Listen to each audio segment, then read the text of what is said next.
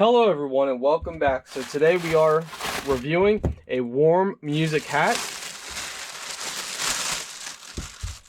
So they provide you with the instructions, the how-to,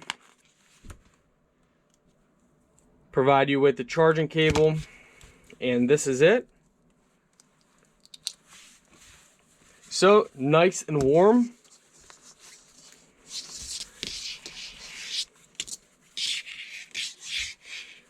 Also has a built-in mask, but you can take that off just like this if you don't want to use it, but it does have the built-in mask. So this is it.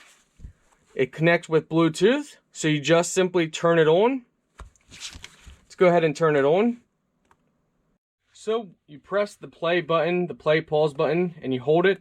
And if you have it on, you're going to hear it's going to say power on. Or if you cup it, you can see that there is a blue light inside there. So that indicates that it is on.